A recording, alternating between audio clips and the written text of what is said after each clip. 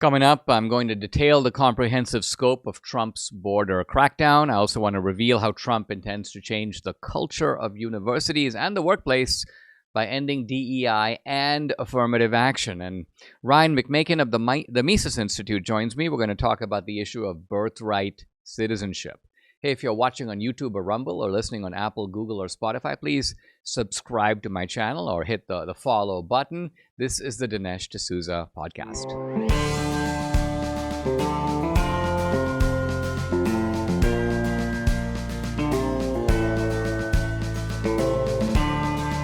America needs this voice. The times are crazy. In a time of confusion, division, and lies, we need a brave voice of reason, understanding, and truth. This is the Dinesh D'Souza podcast.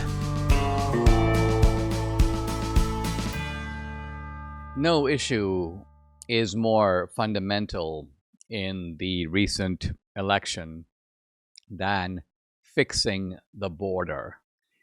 This is an issue that Trump was serious about in 2016, but he is approaching the issue with a comprehensive determination that even makes 2016 look mild. In some ways, you can understand that. In 2016, Trump had a simple or simpler task, and that is there were people coming across the border, but even under Obama, there were quite a few deportations. And so the border problem was real, and it was serious. But you didn't have the 10 plus million people. Now, Trump thinks it's far more. It's more like 20 million people. But whether it's 10 or whether it's 20, we're talking about gargantuan numbers. I mean, the country as a whole has 330 million people. So 10 million people makes a huge difference. And so in early 2025, Trump is kind of going at this from many different angles. And Trump's man to do it seems to be the right man for the job, Tom Homan. Why? He's done it before. He has a lot of experience. And he's not reluctant to go there. And here's what I mean by this. Homan was on CNN, and he was being peppered with this idea. You're going to go after some of the criminal aliens, aren't you? And he goes, yeah, we are. And but he makes it clear that it's not limited to criminal aliens. Let's remember, everybody who comes in as an illegal is a lawbreaker. They're all criminals. I've heard it said as almost a chant on the progressive left, you know, an illegal alien is not a criminal. Actually, yes, an illegal alien is a criminal. Now, you could say that there are children who come across the border who aren't criminals because they don't really have a will of their own, and these things are being brought by their parents. But okay, you're not a criminal. You're the children of criminals. So that's Homan's approach.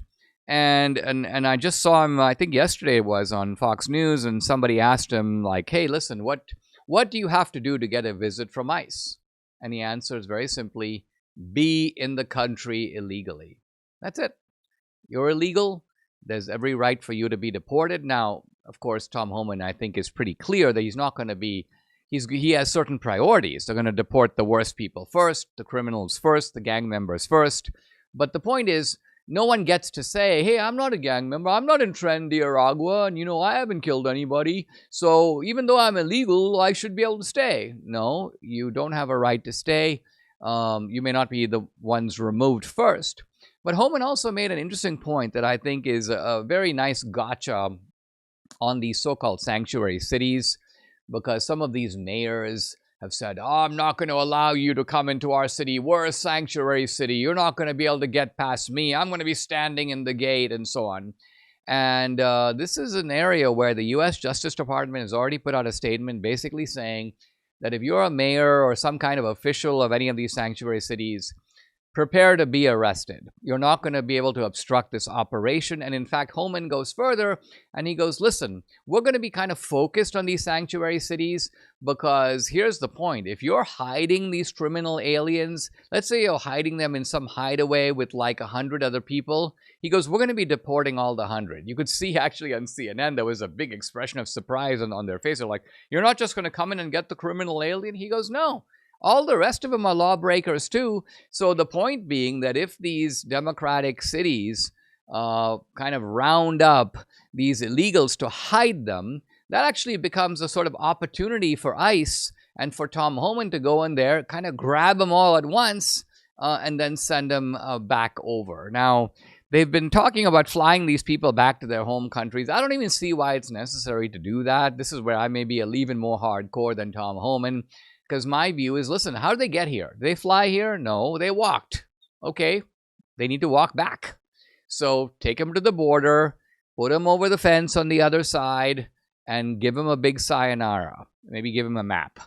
And let them go the way they came. Well, yeah, but Dinesh, I don't know. It's very treacherous to go make your way back through Mexico to Honduras or wherever you came from. Well, didn't you make that journey already? Didn't they let you get through? Didn't they give you a pass? Well, you're going to have to ask them to give you the same pass to make your way in the reverse direction. Now, it is a measure of how freaked out the left is that they're putting out the most preposterous types of defenses for these illegals. Here's an article in the New York Times. I have it right in front of me. Undocumented women ask, will my unborn child be a citizen? Listen to this, honey. Title in the New York Times. Undocumented women ask, will my unborn child be a citizen?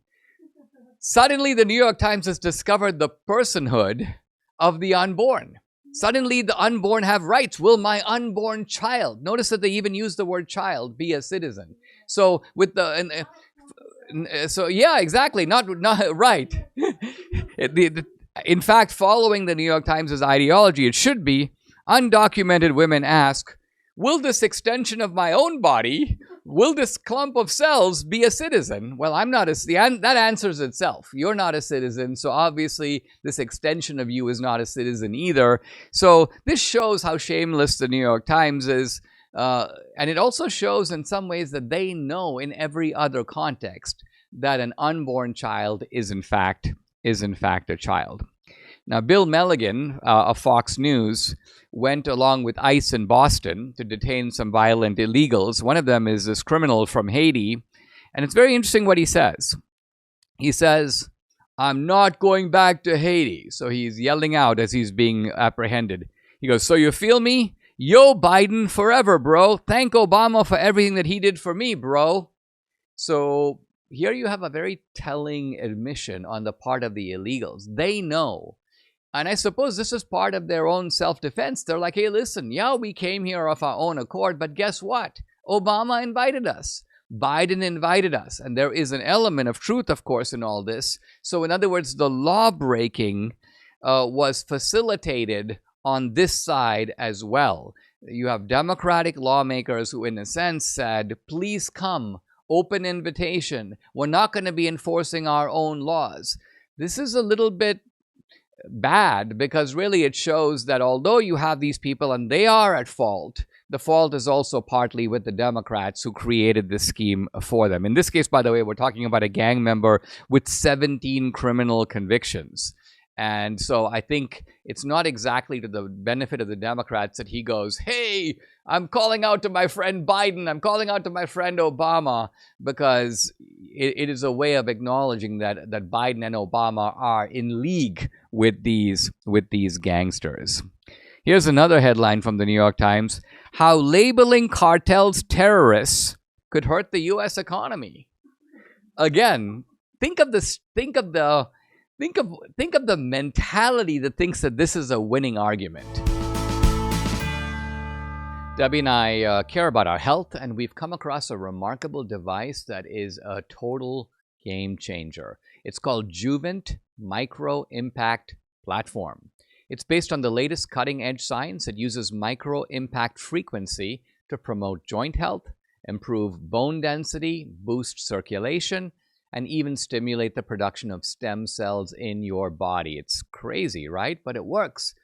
And it's very easy. All you have to do is stand on it for 10 minutes a day. That's it. It's going to make those crinks and stiffness and aches and pains vanish. And it can even add up to 5 years to your life. Wow.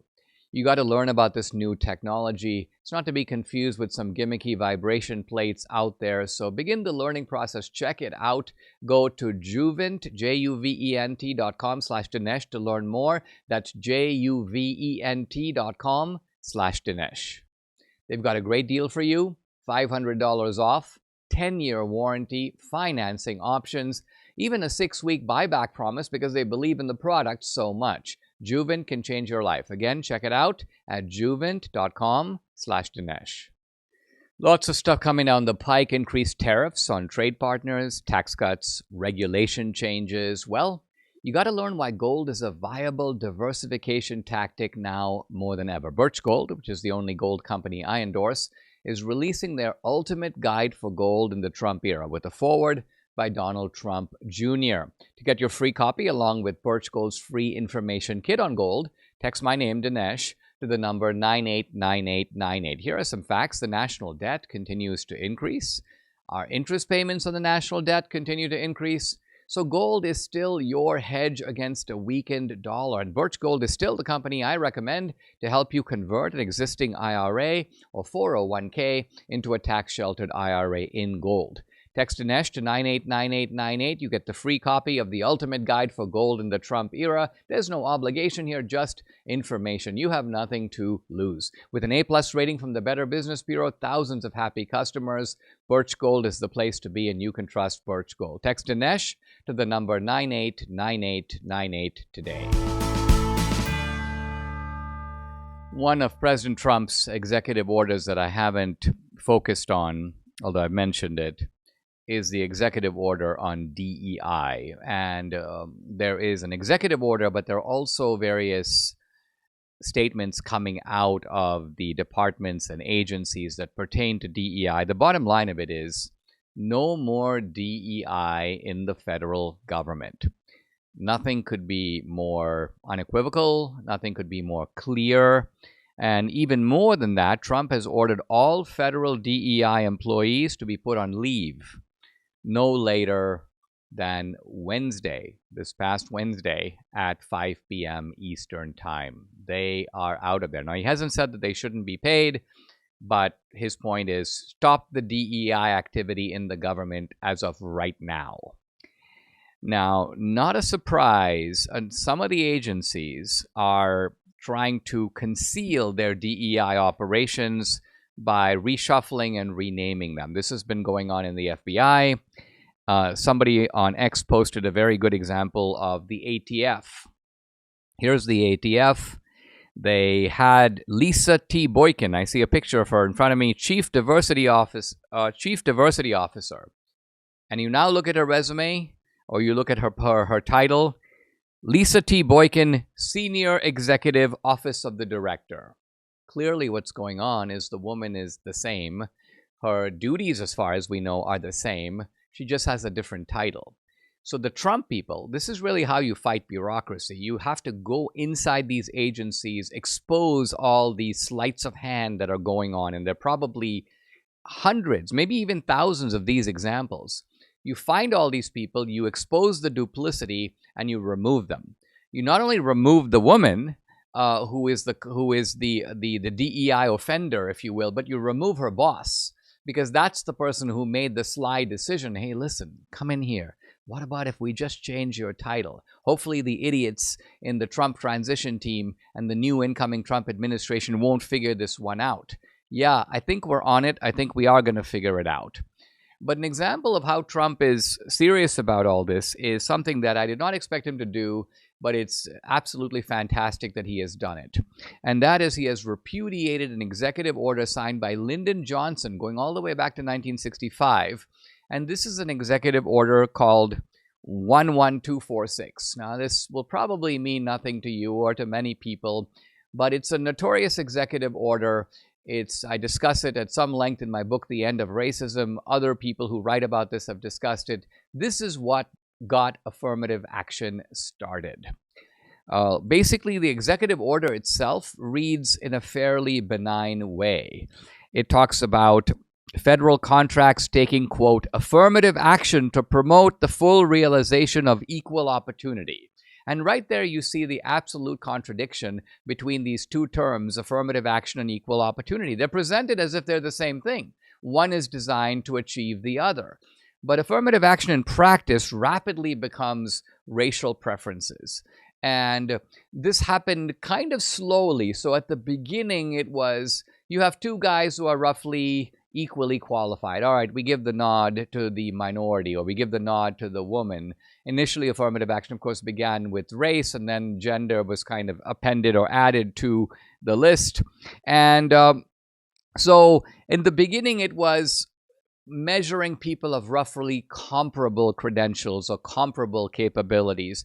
But pretty soon that was thrown out the window, partly because a couple of the minority groups, notably blacks, were not performing well enough that their numbers would increase substantially. And so realizing this, universities, corporations basically decided, all right, let's dump this idea of, quote, equally qualified.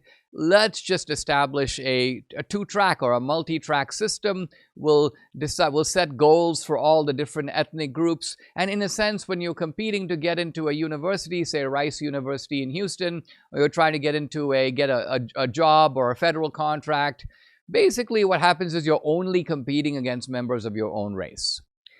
Harvard, in the recent Supreme Court case, submitted data basically talking about what is the chance of getting into Harvard. For example, if you are in the top academic decile, the top 10%. What is the chance that you'll be admitted to Harvard if you're in the top 10%? And let me give you an answer here. Basically, if you're white, you have a 15% chance of being accepted. And that's if you're in the top 10%. If you're Asian American, 12.7%. So whites have an advantage, slight advantage, but an advantage over Asians. If you're African American, you have a 56% chance of being taken. In other words, you have a better than even chance of being accepted. For Hispanics, 31. For all applicants, the average is 14%. And then as you go down, you notice that those percentages persist. Let me give you an example. If you are basically in the 6th academic decile, kind of toward the middle, you have almost no chance if you're white or Asian. Your chances are basically under 5% for whites and 2.5% for Asians. But if you're black, you have a 30%, a 29.7% chance of being accepted. So what this really shows you is that affirmative action in practice means egregious racial preferences. And so what Trump is doing here, and think about this, you've had this executive order. When I first began to write about affirmative action in the Reagan era, Reagan could have canceled this executive order, but he didn't. George H.W. Bush could have canceled it when he was elected in 1988, and he didn't. George W. Bush could have canceled it during any of his 2 terms, but he didn't do it. Trump didn't even do it in his first term. So all of this is kind of an indication of the fact that Trump is willing to chop down the tree, not just by knocking off a branch here and a branch there. Think of it, DEI is an outgrowth. It is the branches of a tree that was planted, going right back to this executive order. Now, some people say, in fact, Debbie mentioned to me, she's like, well, didn't Richard Nixon, wasn't he the one that implemented the first affirmative action program? Well, the answer is technically yes. The first practical program adopted was the Philadelphia Plan under Nixon. Nixon, remember, was elected in 1968. He came in after Lyndon Johnson. So Lyndon Johnson's executive order, the one I mentioned, was the first articulation and executive approval of an affirmative action scheme that was later became ultimately a bipartisan scheme. Republicans were more reluctant implementers, but they were implementers all the same. And Democrats continued to push the envelope on all this until racial preferences have suffused not only our academic sector, but really the whole society. So Trump is taking an axe to something that has grown in a very profuse way in our institutional culture. But I'm delighted to see that he's going to the very beginning of it. He is chopping off ultimately the root, as I mentioned, and I'm hoping that with that, slowly, but ultimately the whole tree will begin to shake and perhaps in the end even to fall.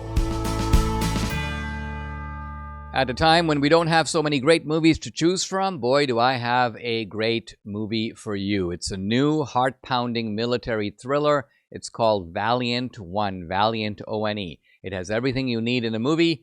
With tensions high between North and South Korea, a U.S. military helicopter crashes deep in North Korean territory.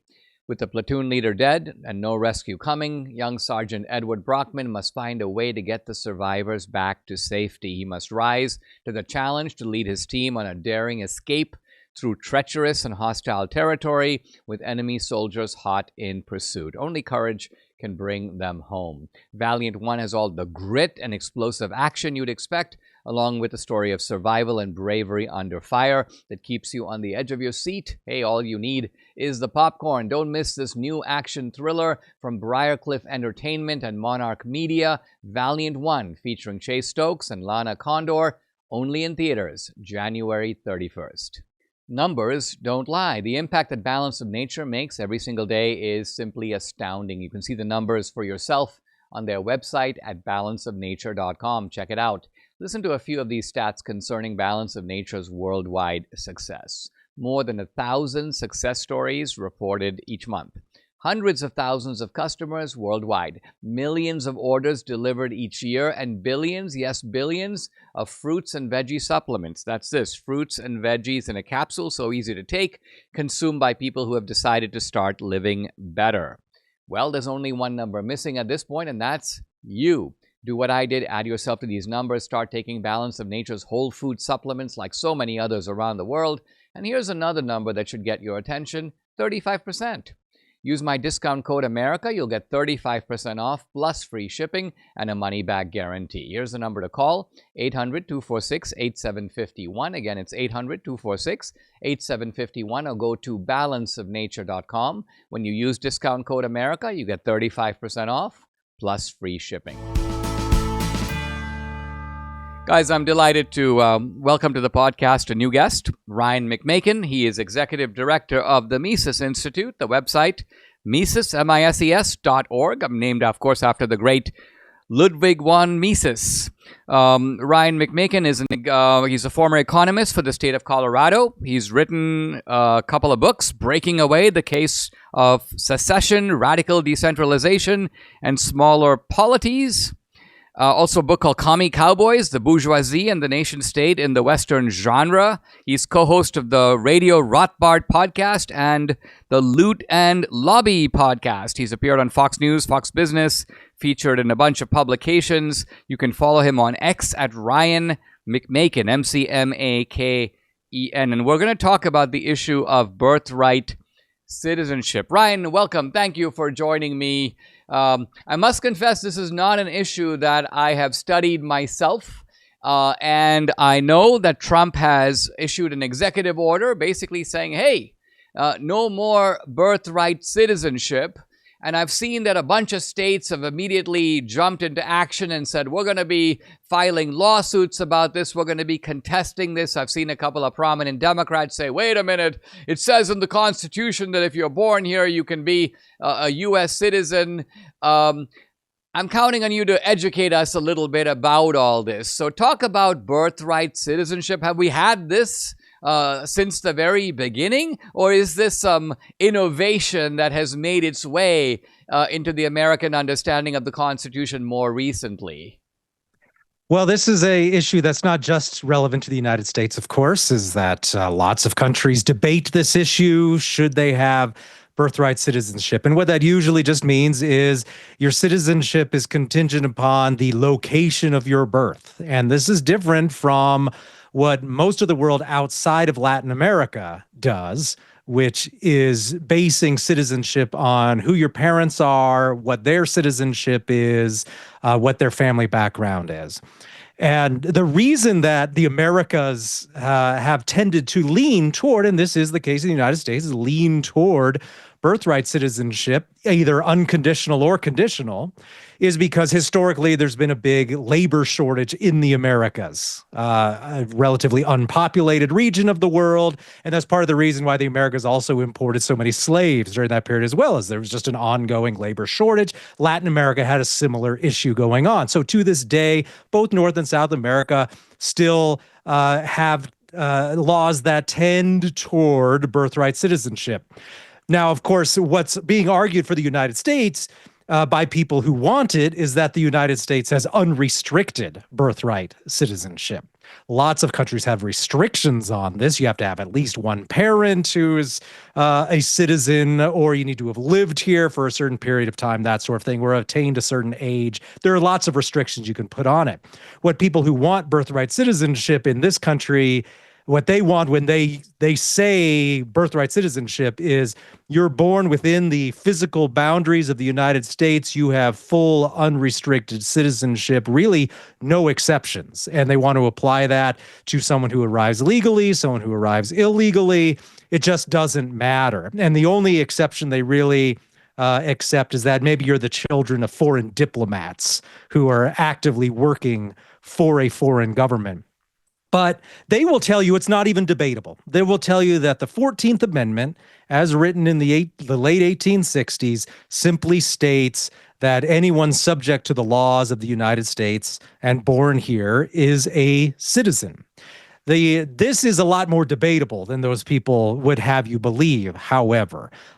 Historically in the United States, there wasn't, of course, outright birthright citizenship because you could be denied citizenship based on your race in some states in the U.S., of course, because of the issue of slavery.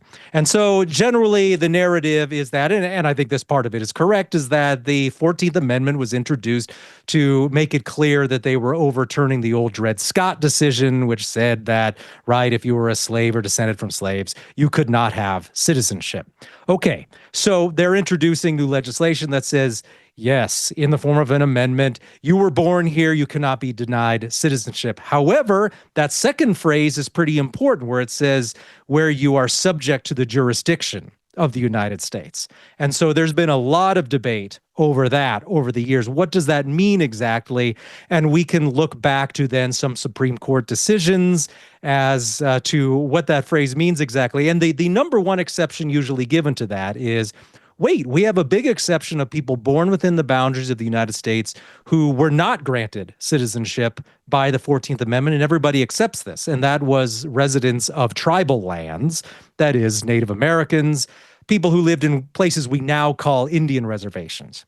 However, nobody denied that those places were, in the broad sense, subject to the laws of the United States, right? Even though there was these sort of nods and claims that the tribal lands had sovereignty of some sort, everybody knew they didn't have real sovereignty, and that Congress governed the laws and ultimately had control over those tribal lands.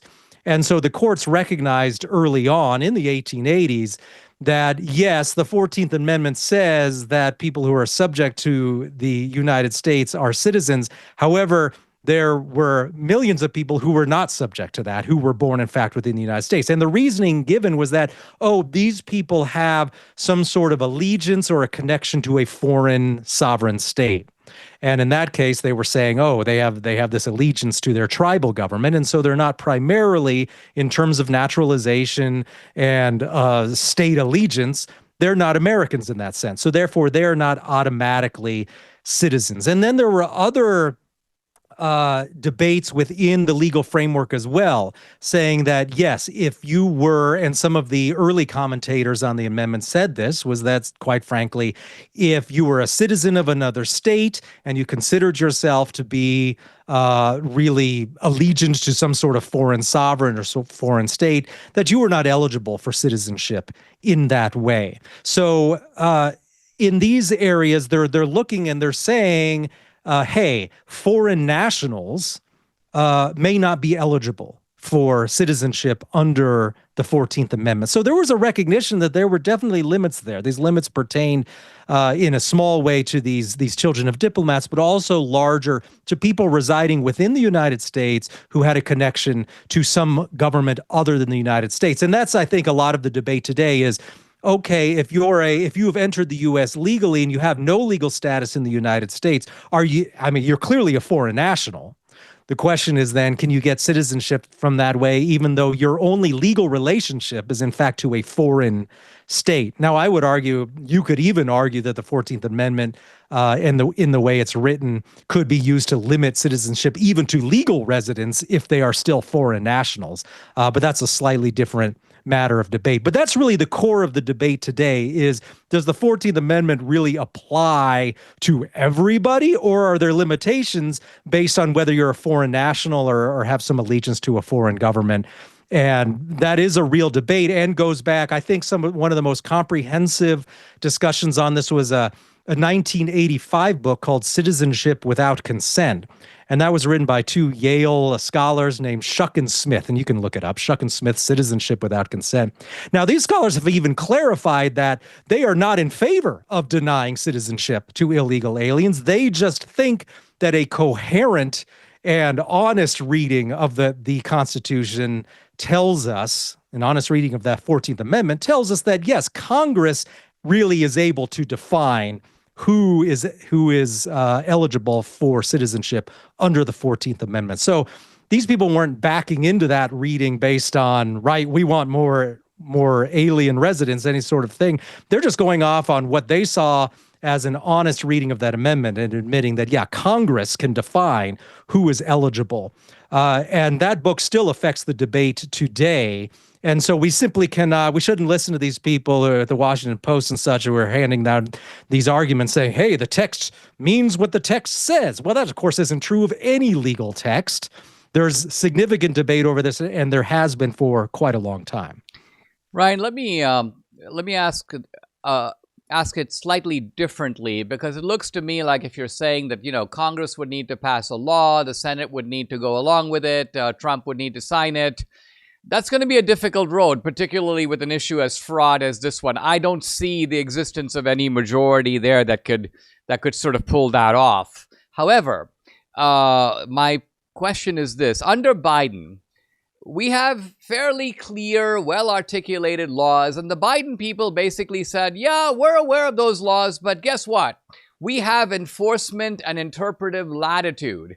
If we want to let people into the country, we can create porous systems to enable that to happen. And so in a sense, we're flouting the laws, but since it's up to us to decide, it's kind of like the cop who goes, I don't have to catch every speeder on the highway. I'll just kind of catch the ones I come across, and I'll enforce the law in that way. I'm using prosecutorial and sort of enforcement discretion. My question is, do you think that Trump might be able to get away with that by saying, in effect, listen, this issue may not be totally sorted out. There might be some ambiguity in the Constitution in precisely the way that you describe. But it's my job as head of the executive to enforce these laws. We're interpreting them this way, which is not an unreasonable interpretation of the law, and we're going to carry it out. You think the Supreme Court might go along with that? Yeah, I am not an expert on that aspect of things. That's really the downside of really what we've degenerated to, which is basically rule by executive order, where you get one guy in, Biden issues a bunch of executive orders, and then which are pushing the limits of legality, and then the next guy comes in and goes to the other side, trying to undo what the previous guy, and there's no real congressional debate or anything like that. And it's hard for me to predict what the Supreme Court will say in response to that. Now, it does seem that this will force the Supreme Court to address the issue in some respect. Although I would suggest that even if the Supreme Court comes down with a decision on this, Congress could still intervene to define certain phrases within the law. They could define things like, what does it mean to be under the jurisdiction of the United States? Other legal phrases that have been important is, what does it mean to be domiciled within the United States? This is a key historical phrase when we're talking about citizenship as well. And Congress hasn't done a lot with that. And so regardless of where the Supreme Court comes down, Congress should have to do this. So I don't know where the Supreme Court will come down on this, because a lot of it really depends on just what is your preferred reading of these past rulings from the court. And of course, we know, right, the court has been wrong about things in the past, right? They were wrong about Roe v. Wade. They were wrong about the internment of Japanese back in the 1940s. And then those things get overturned just depending on what a reading is. So I can't predict how this will go in the Supreme Court. I think it's good that the executive order is raising the issue of the fact that this really is a debatable issue. And claiming that the law is just so self-evident, I think, has really caused people to take a harder look at it and admit that nothing is really as self-evident as you might think. I mean, no surprise to me, a judge has just come out and, basically put the order on hold. But I think you know and I know that this happens all the time. It's kind of round one of a legal battle. This happened with Trump with Remain in Mexico. Judges held it up. I think Trump may even have lost at the appellate level. But as it makes its way through the system, ultimately the high court goes, yeah, this is actually something that is within the authority of the government. So I think what I'm getting from you is that even though you know how the left works, they're going to find some progressive jurisdiction. They're going to contest this order. They're probably going to win at the first stage. They might even win at the second stage. But you're saying that the final outcome remains to be seen.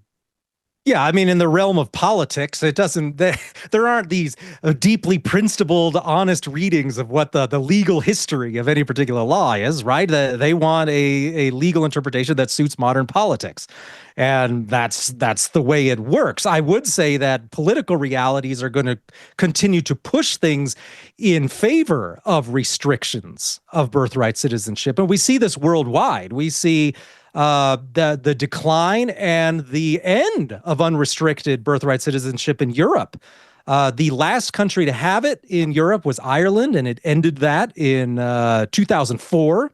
And there are no unrestricted birthright citizenship countries left in Europe. Why is that? Because Europe is a net in-migration region. As they've extended the welfare state to more and more migrants, and as numbers have increased in many ways, it's just become more of an issue. And so political realities push these countries in that direction. And there have been empirical studies of what determines birthright citizenship in various countries. And it's clear that as volume of migration increases, and as there are more and more benefits to citizenship, that is in terms of welfare states and being able to gain greater economic benefit that way, that makes immigration more high stakes. And so it's important to note, actually, that naturalization is a separate issue, really, from immigration, right? You could have high immigration but low naturalization. That is, and this happens in some countries where they have a large number of foreign workers in the country, but citizenship is rarely handed out to new arrivals. And when you do have a very open immigration policy, that makes naturalization more high stakes, or rather vice versa as well, right? Because if everyone arriving then is able to obtain citizenship after only a few years, that presents real costs on the existing citizenry. It provides real benefits to incoming immigrants, and not much downside to the incoming immigrants as well, especially if they're not required to give up citizenship in a foreign country where dual citizenship is allowed. There is certainly an interplay between naturalization and immigration, but if you had a country that was far more restrictive on naturalization and was handing out citizenship much less frequently, that would make immigration a lower stakes game, because the people who live here already wouldn't be facing essentially, for lack of a better term, a dilution of their vote to millions of people as they come in and obtain the vote.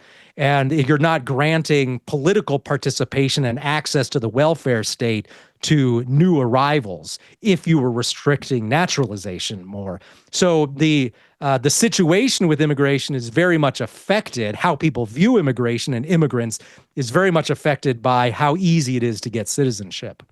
I mean, it seems there's also kind of an element of obviousology here, if I can put it that way, right? I mean, somebody comes to the United States from India or from China, and let's say they're here on a work visa, but they're not citizens. They have a kid here. Whoops, the kid becomes a citizen automatically by virtue of being here. Or even a worse case where someone comes as an illegal. They're pregnant at the time. They stay here for a certain duration. Boom, they have a kid. The kid becomes a citizen. I mean, there's something inherently preposterous about this. There's no rationale why this should be so. And so regardless of how this all came about historically, I think it seems to me that that most Americans faced with these kinds of cases are going to say, That really doesn't make any sense. And the question is whether that commonsensical interpretation will make its way into the understanding of the law. Guys, I've been talking to Ryan McMaken. He's executive director of the Mises Institute. We're trying to untangle this thorny issue of birthright citizenship. Follow him on X at Ryan McMaken. Ryan, thank you for joining me and helping to illuminate this issue. Thank you. For years, people have been seeing Mike Lindell wear his famous cross necklace, and they've been asking, hey, how do I get one of those myself? Just like Mike Lindell proudly wears every day. Well, MyPillow is excited to announce that you can do that. Mike has partnered with a jeweler right here in the USA to create beautiful sterling silver My Crosses. You can save 30% today using promo code Dinesh at mypillow.com, or you can call 800-876-0227. You can choose from the women's or men's style. The My Cross for women, it has a more delicate look. It's reversible with mother of pearl style translucent white enamel on one side and onyx style black enamel on the other. The My Cross for men has a slightly larger cross with onyx style black enamel and a slightly longer, thicker chain. This is a great offer, but it won't last long. Order now. Call 800-876-0227 or go to mypillow.com. Don't forget to use the promo code. It's DINESH, Dinesh.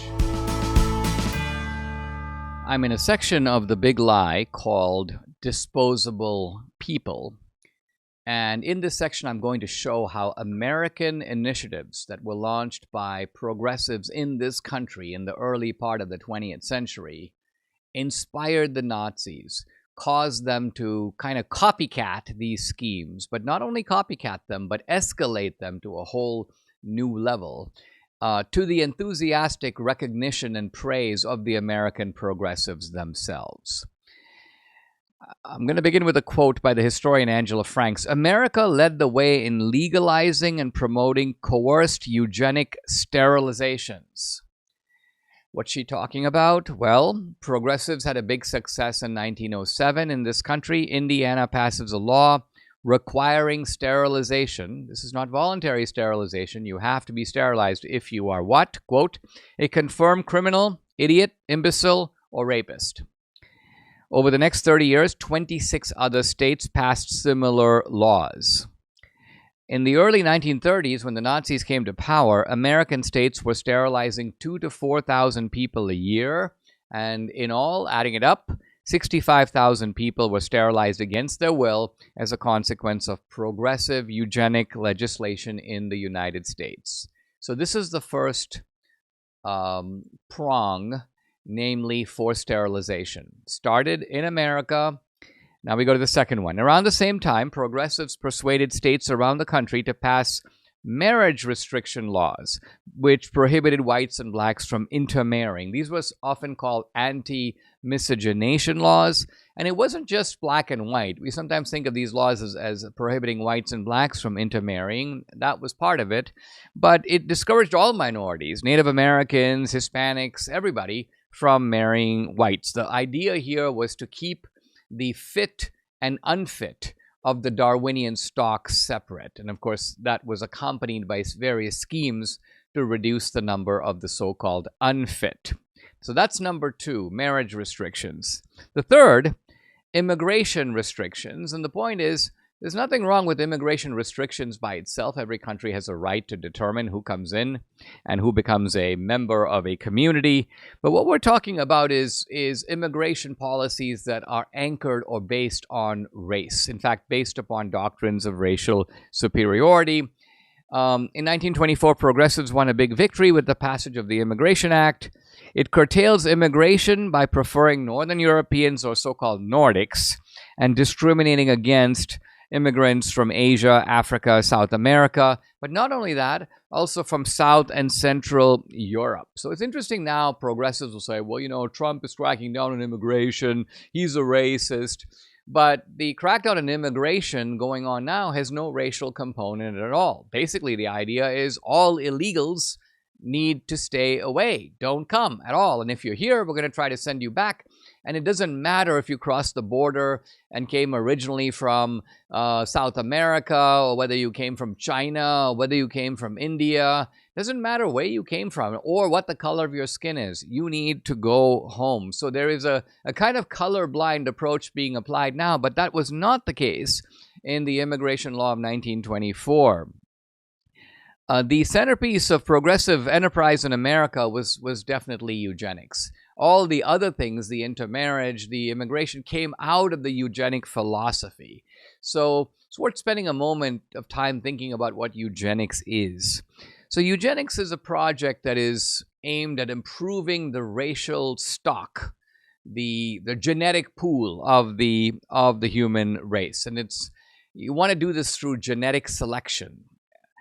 In a way, it's an effort to apply Darwin's theory of survival of the fittest to human beings. The guy who started all this was actually a relative of Darwin, a cousin of Charles Darwin, Francis Galton. But Galton's idea of eugenics went far beyond survival of the fittest. Let's think about it. In Darwin's idea, you have a competition in nature between the fit, the less fit, and the more fit, or the fit and the unfit. And through a kind of Darwinian struggle, the fit survive and the unfit don't survive. And so the fit have more offspring, and you get a certain kind of natural selection going on here. But think about it. When you're talking about eugenics, you're not saying, hey, listen, why don't we let, in human society, people compete for jobs and so on, and some people will win and other people will lose, and we'll let sort of nature take its course? No. The eugenic approach was, let us bring in human engineering to identify the fit and the unfit and preserve the former and get rid of the latter. So I want to emphasize that this is not just an idea of let the Darwinian principle apply to human society. It is let us use human planning, human orchestration, human engineering to create this result. Now, in America, there was really a plethora of progressive organizations, all connected with eugenics. I'm going to name a few of them. The Eugenics Record Office at Cold Spring Harbor in Long Island, the National Conference on Race Betterment, the American Breeders Association. I mean, think of how striking these titles are. Leading eugenicists were Charles Davenport. He is the founder of the Eugenics Record Office, Harry Laughlin. First superintendent of the Eugenics Record Office, Leon Whitney. Executive secretary of the American Eugenics Society, Madison Grant. President of the New York Zoological Society, also a trustee of the American Museum of Natural History. Paul Popenoe, editor of the Journal of Heredity. Eugene Gosney, director of the Human Betterment Foundation. And the progressive philanthropist Clarence Gamble. The reason I give you all these titles, I want to show that these people were not kooks. They were not on the margins. They were running important institutions, journals, associations of American society. They were, if you will, the respectable people. So here's Laughlin. He's perhaps the most influential eugenicist in America. He develops a scheme for mass sterilization. And again, we're not talking about mass sterilization of like 30 people or 300 people. He thinks that 10% of the US population should be sterilized. So he wanted to sterilize, at that time, the population was less, 11 million people. And he said, listen, the way we can compensate for that, we're going to lose some people, but why don't we encourage fecundity, or having more kids, among the more gifted people? Now, this scheme wasn't really carried out, but the point is it was proposed, it was advanced, it was discussed, and as we'll see later, these kinds of schemes were lifted and picked up by the Nazis. Progressive educators and health officials, according to this scheme, would start classifying people, mostly the uneducated people, the lower class people, of course, the majority of them Black, Hispanic, or American Indian, but of course a lot of whites as well. These people would be considered unfit or imbeciles. And then you call the police, and these women should be imprisoned or segregated from the population. The idea was that they shouldn't be able to contaminate other people. And in some cases, the women were held pretty much indefinitely. The idea was to prevent them from breeding and having the kind of kids that we don't want in society. Now, here's where the a kind of sneaky scheme creeps in, which is that the progressives would grab these women, segregate them, take them away from their families, and then come up to them and say, hey, listen, you want to go back to society, you want to be part of the normal human society, here's the way you do that. You agree to be sterilized. So we didn't really have forced sterilization, or we kind of did. Why? Because the women were pressured into agreeing to be sterilized as the only way for them to be removed from these segregated quarters and returned to society. So many women went along with this, and then the progressives could say, hey, listen, we're not forcing anybody. These people are choosing to be sterilized. Now, in addition, progressives come up with the idea of euthanasia. This is an alternative to incarceration and forced sterilization. And again, you may think, wait a minute, your solution is to actually kill people off? Yeah, the progressives thought that would be an excellent idea. The leading advocate for killing off the undesirables was the California geneticist Paul Popenoe. He wrote a book, Applied Eugenics. And I'm now quoting him. When it comes to the congenitally feeble-minded or the habitually criminal, quote, the first method which presents itself is execution.